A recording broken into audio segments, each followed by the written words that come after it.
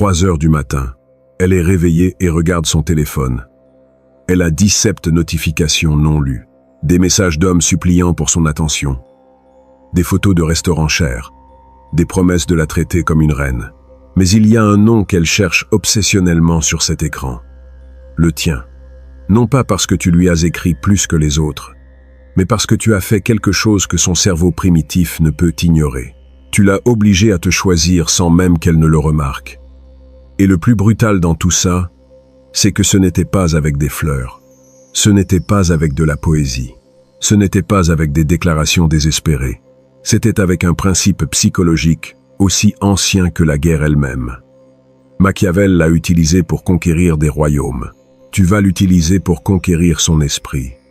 Ce principe a un nom en psychologie comportementale. Il s'appelle l'illusion de contrôle inversé. Et voici la vérité qui va te déchirer de l'intérieur. Chaque fois que tu essaies de la convaincre de te choisir, tu lui donnes tout le pouvoir. Chaque message suppliant une réponse. Chaque tentative de prouver que tu es meilleur que les 15 autres. Chaque explication de pourquoi tu mérites une chance. Tout cela n'est pas seulement inutile, c'est contre-productif. Parce que son cerveau fonctionne avec une programmation qui date d'il y a 100 000 ans. Et cette programmation dit quelque chose de très simple. Ce qui supplie d'être choisi ne vaut pas la peine d'être choisi. Pense à cela comme si c'était un lion choisissant sa proie. Le lion ne poursuit pas l'antilope qui reste immobile en suppliant d'être dévoré. Le lion poursuit celle qui court, celle qui résiste, celle qui présente un défi. Ce n'est pas de la cruauté, c'est de la biologie. C'est l'instinct de survie évolutif, gravé dans l'ADN. Et les femmes, surtout celles qui ont de réelles options, opèrent exactement avec cette même programmation ancestrale. Elles ne choisissent pas celui qui les veut le plus. Elles choisissent celui qui a le moins besoin de les choisir. C'est le paradoxe qui détruit les hommes bons et élève ceux qui comprennent le vrai jeu. Machiavel a écrit quelque chose dans Le Prince que les politiciens ont mémorisé, mais que les hommes ordinaires ont ignoré. Les hommes sont ingrats, inconstants, faux, lâches et avides. En séduction, cela se traduit par une vérité dévastatrice. Sur les femmes aussi, elles ne sont pas différentes. Quand tu as 17 options en compétition pour ton attention, tu deviens sélectif jusqu'à l'irrationnel. Tu écartes 90% pour des raisons superficielles. Tu surestimes les petits défauts. Tu sous-estimes les grandes qualités. Et tu t'obsèdes pour le seul qui n'est pas en compétition, pour le seul qui agit comme si c'était toi qui avais besoin de l'impressionner. Sais-tu quelle est la plus grande erreur que commettent les hommes quand elle a des options? Ils essaient de se démarquer en étant plus attentifs, plus romantiques, plus disponibles, plus généreux.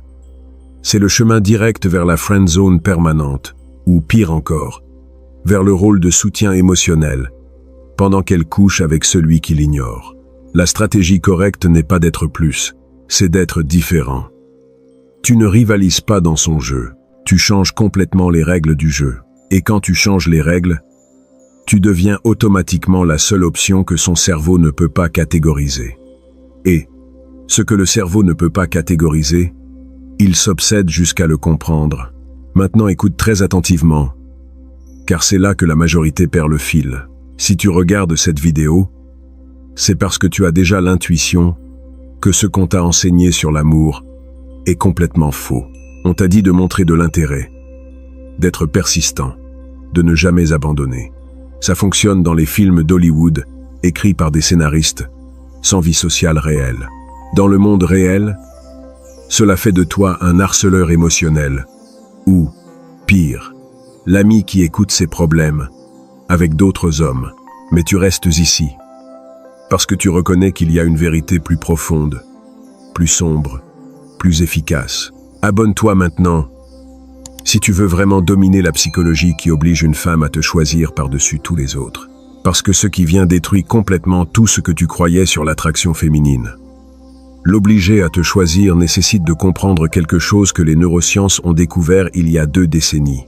Cela s'appelle l'effet de récompense variable. Et c'est exactement le même mécanisme qui rend addictives les machines à sous Dans les casinos, ça fonctionne ainsi. Quand tu donnes une attention constante, prévisible, toujours disponible, son cerveau le catalogue comme une ressource abondante de faible valeur, comme l'eau du robinet, utile, mais sans émotion. Mais quand ton attention est imprévisible, parfois intense, parfois absente, jamais complètement sûre, son cerveau libère de la dopamine, chaque fois qu'il parvient à la capturer. Et la dopamine, mon ami, c'est la chimie de l'addiction. Les casinos ne paient pas chaque fois que tu joues. S'ils le faisaient, tu perdrais vite intérêt. Ils paient de manière aléatoire.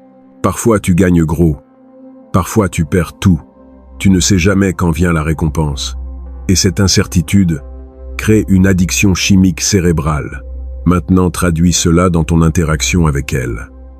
Les 17 autres lui donnent une attention constante. Bonjour, ma belle, comment s'est passée ta journée? Je pense à toi.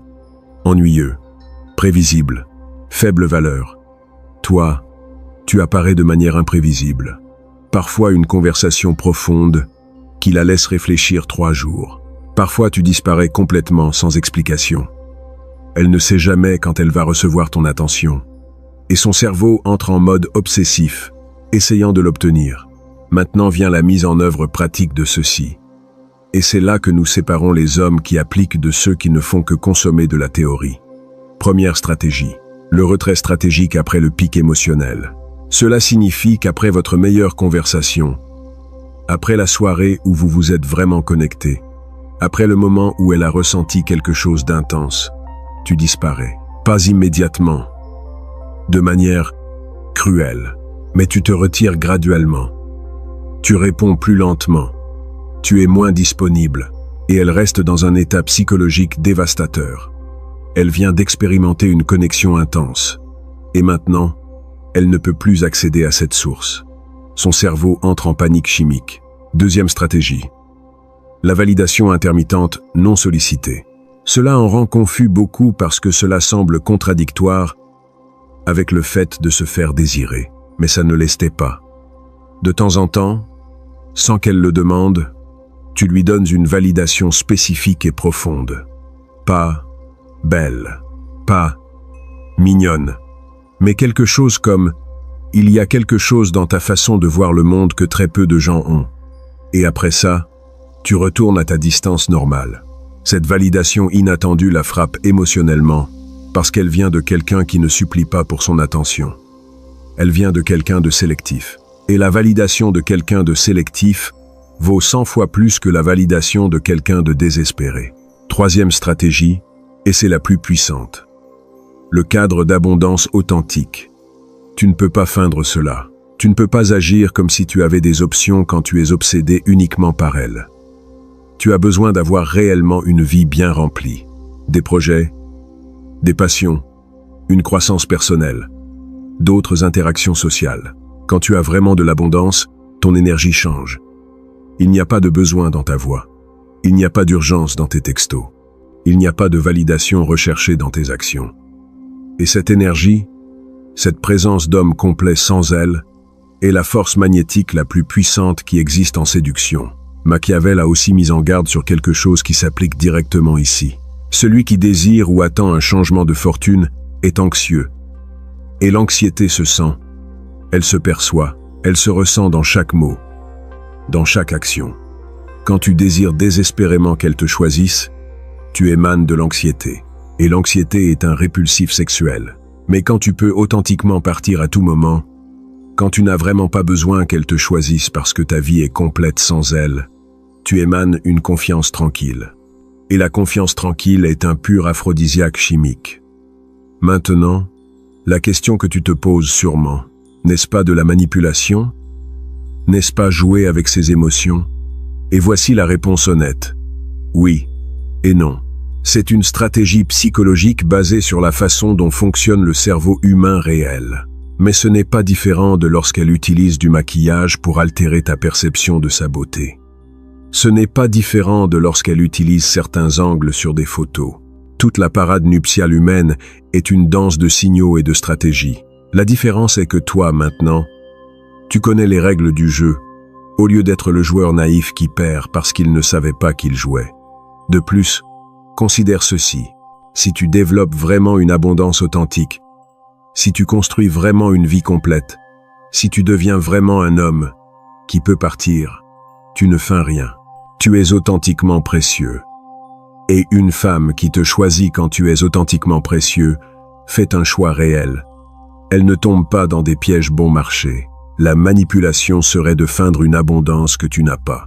La stratégie est de construire une abondance réelle et ensuite de la laisser la percevoir naturellement. Voici le modèle spécifique de communication qui oblige son cerveau à te choisir. Cela s'appelle le cycle de tension et libération. Ça fonctionne en musique. Ça fonctionne dans les récits. Ça fonctionne en séduction. Tu crées une tension émotionnelle avec ton absence, avec ta sélectivité, avec ton standard élevé. Elle ressent cette tension comme quelque chose qu'elle doit résoudre. Ensuite, tu donnes de petites libérations, une conversation incroyable, un moment de connexion réelle, un compliment spécifique. Son cerveau expérimente un soulagement chimique, mais tu ne donnes jamais une libération complète. Tu ne résous jamais totalement la tension. Tu laisses toujours quelque chose d'ouvert, quelque chose sans réponse, quelque chose qui la garde en train de réfléchir. Les 17 autres lui donnent une libération constante, sans tension, tout leur intérêt exposé, toute leur disponibilité claire. Il n'y a rien à résoudre. Il n'y a pas de mystère à déchiffrer. Ennuyeux. Mais toi, tu es le puzzle qu'elle ne peut pas finir d'assembler. Et les humains sont accros à compléter des puzzles incomplets. C'est la même raison pour laquelle tu ne peux pas laisser une série sans la finir, même si elle est médiocre. Ton cerveau déteste les boucles ouvertes. Il a besoin de les fermer. Et tant que tu maintiens la boucle ouverte avec elle, son cerveau travaillera obsessionnellement en essayant de la fermer avec toi. Maintenant, laisse-moi te montrer à quoi cela ressemble dans une vraie conversation. Elle t'écrit « Hé, ça fait des jours que je n'ai pas de nouvelles de toi. » Les 17 autres répondraient immédiatement avec des excuses. « Pardon, j'ai été occupé. Pardon, je ne voulais pas que tu penses que je t'ignore. Erreur fatale. » Toi, tu réponds des heures plus tard avec quelque chose comme « J'étais en mode focus total. Je touche à peine mon téléphone ces derniers temps. Qu'est-ce que tu as créé de ton côté? Note ce que tu as fait. Tu ne t'es pas excusé. Tu as impliqué que tu as une vie intéressante. Et tu as tourné la conversation vers elle sans lui donner la validation qu'elle cherchait. Son cerveau doit maintenant travailler plus dur pour obtenir ton attention. Autre exemple. Elle partage quelque chose de vulnérable. Une insécurité. Une peur. Quelque chose de personnel. Les 17 autres répondent avec une validation immédiate et excessive. Non, tu es incroyable. Ne pense pas comme ça. Tu es parfaite. Réponse prévisible à faible impact. Toi, tu réponds avec quelque chose comme « Je respecte beaucoup que tu partages ça. » La majorité cache ces parties-là. Cela me dit que tu as une profondeur réelle. Et ensuite tu changes de sujet, ou tu disparais un moment. Tu lui as donné de la validation mais pas celle qu'elle attendait.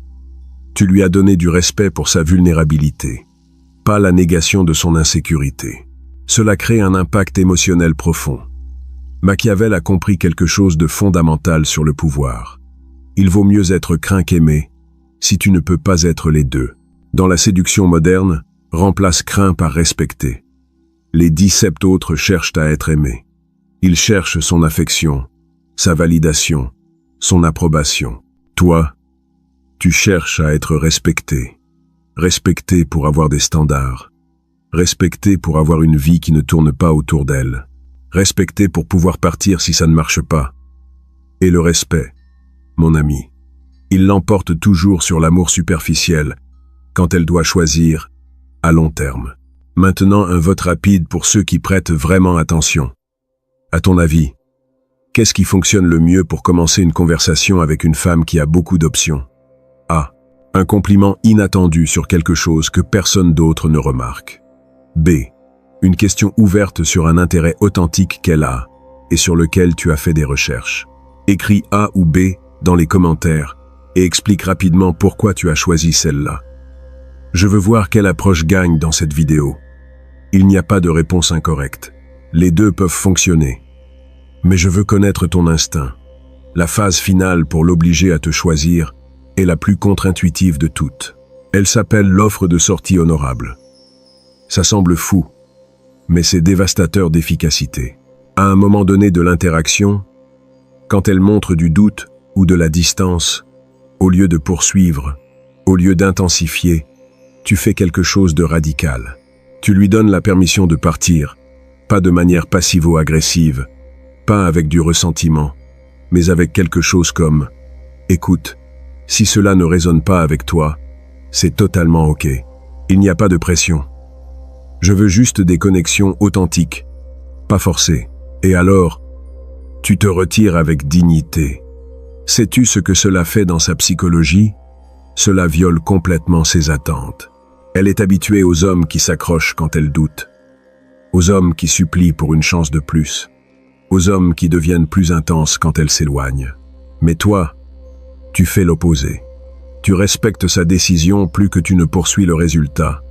Et cela active quelque chose de primitif dans son cerveau. La peur de la perte réelle. Soudainement, tu n'es pas celui qui peut perdre. Tu es celui qui peut être perdu. Et cette inversion des rôles change toute la dynamique de pouvoir.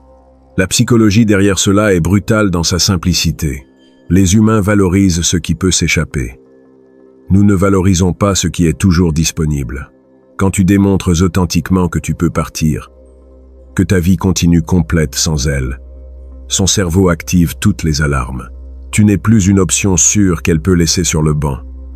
Tu es une opportunité qui peut être perdue pour toujours. Et le cerveau humain déteste perdre des opportunités plus qu'il n'aime gagner de nouvelles choses.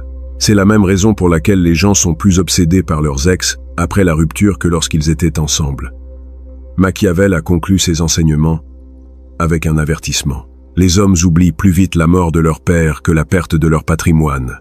En séduction, les femmes oublient plus vite l'homme qui a toujours été disponible que l'homme qui aurait pu partir et a choisi de rester. Note la différence critique là. Il ne s'agit pas de partir. Il s'agit de pouvoir partir. La capacité authentique de partir est ce qui crée la valeur, pas l'acte de partir. Quand elle perçoit que tu pourrais vraiment choisir de ne pas la choisir, son cerveau entre en mode compétitif. Et dans ce mode, tu as déjà gagné. Alors, voici le plan de mise en œuvre que tu commences dès aujourd'hui. Premièrement, audite ta vie honnêtement. As-tu une abondance réelle? Ou est-ce que tu feins? Si tu ne lasses pas, construis-la. Projet, passion, croissance, connexion sociale. Tu ne peux pas hacker cela avec du jeu d'acteur. Tu as besoin d'être authentiquement un homme, avec des options et un but. Deuxièmement, implémente le principe de récompense variable dans ta communication. Parfois présent, parfois absent, jamais prévisible. Toujours intentionnel. Troisièmement, élimine tout besoin de ton interaction avec elle. Tu n'as pas besoin qu'elle réponde. Tu n'as pas besoin qu'elle te valide. Tu n'as pas besoin qu'elle te choisisse. Cette indépendance émotionnelle est ton arme la plus létale. Quatrième étape, pratique le retrait stratégique après les pics émotionnels. Cela va contre tous tes instincts. Tu voudras intensifier après un bon moment.